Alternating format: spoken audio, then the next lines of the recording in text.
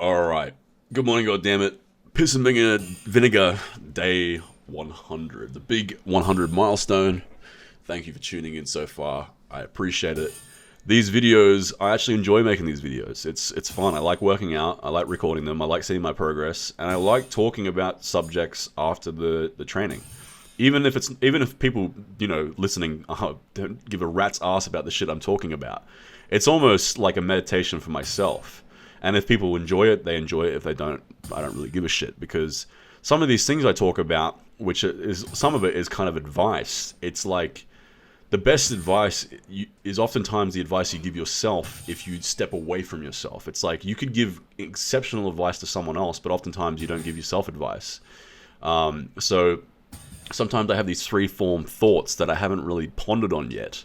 And by talking about them in these videos, I actually kind of bring new perspectives, or kind of hammer home these points that I really need to think about.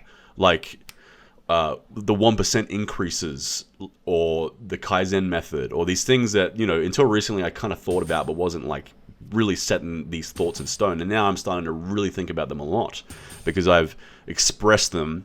And I'm also, it's like a practice what you preach. If I say that I want to start taking on these ideals, if I don't actually take them on, it's going to be demonstrable in my videos, and people are going to be like, hey man, why are you always talking about that concept, but you don't live it? So holding myself accountable, meditating on these thoughts, it's, if people don't like it, I don't really give a shit, because it's almost beneficial just to myself.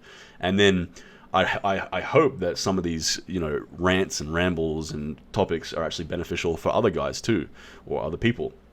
And today's topic, funnily enough, is another fucking ramble that I kind of needed to solidify to myself, which is this thing I always have said is everyone wants what they don't have. And it's true. Like, everyone wants what they don't have, and there's certain things you don't have, but part of it is a cope. It's like, I have small, shitty leg genetics. My legs have a hard time getting strong and big. It's leg day today. I was really thinking about this. I was thinking about, man, it takes me so long to improve my squat and get my legs bigger, and the average person has an easier time. And I have a friend who has really good leg genetics, and we often talk about how I wish I had his legs, and he wishes he has my forearms and biceps and delts and shit.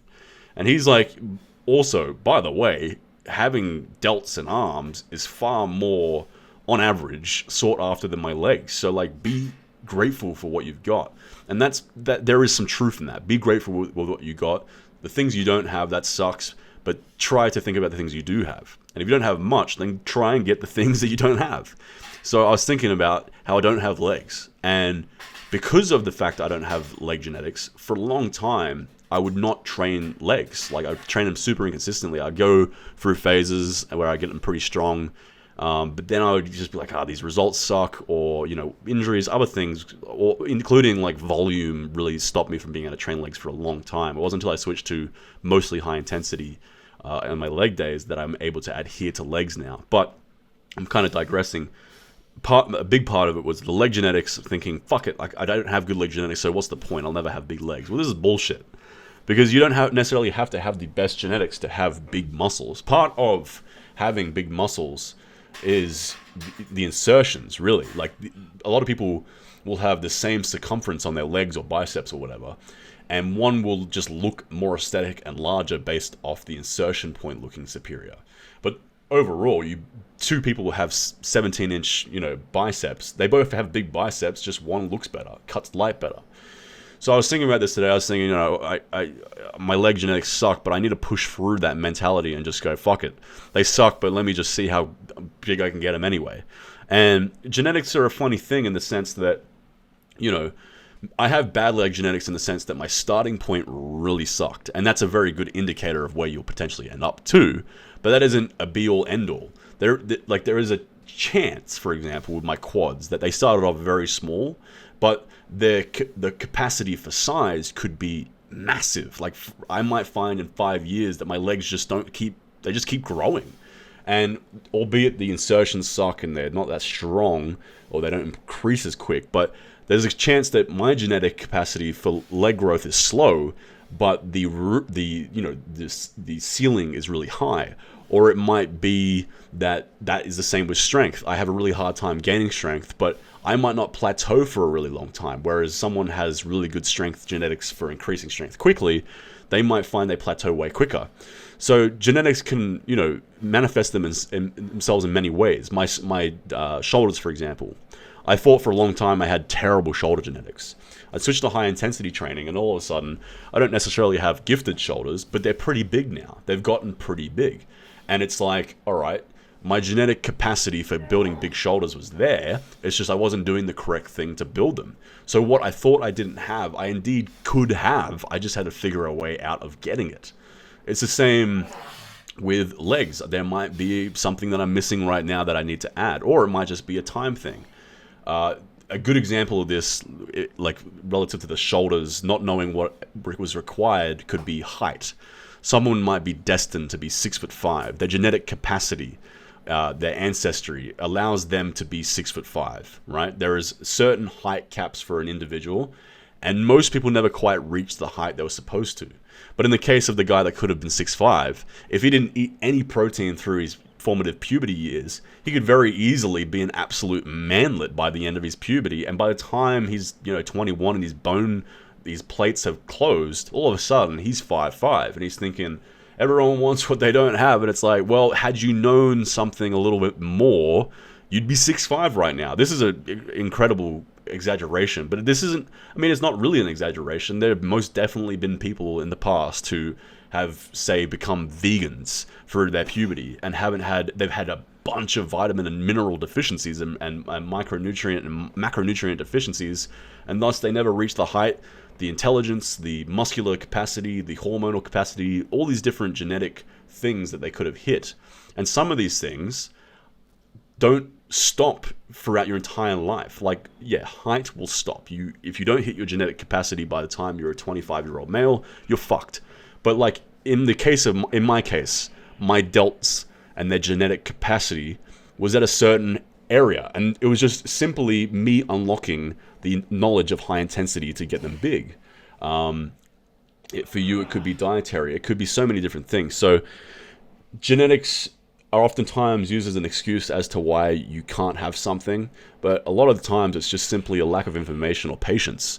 You might find that at the end of your bodybuilding journey, you actually look like a genetic freak, when in reality you weren't. You just really tried really fucking hard. There's been numerous examples of this, natural and unnatural. Dorian Yates is the epitome of this. Dorian Yates was a skinny little runt when he was about 17, 18. And then all of a sudden, he hit the weights. And this guy does not, before he started lifting weights, naturally hitting weights, mind you, he did not look like the kind of person who could be a Mr. Olympia. He was unbelievably skinny. 2 months, 6 months into training weights, he was fucking jacked. Had he not thought to train weights, he would have never known he had the genetic capacity to do so. And then he was a hyper-responder genetically to steroids and became a Mr. Olympia level competitor, one of the best we've ever had. So sometimes you might not know what your genetic capacity could be. You might have really good genetics for pain capacity, and you might be a really mentally strong person due to your genetics, and thus your bodybuilding or your physical capacity to build muscle might be nowhere the same as a West African who has no myostatin and 5 times more testosterone than you.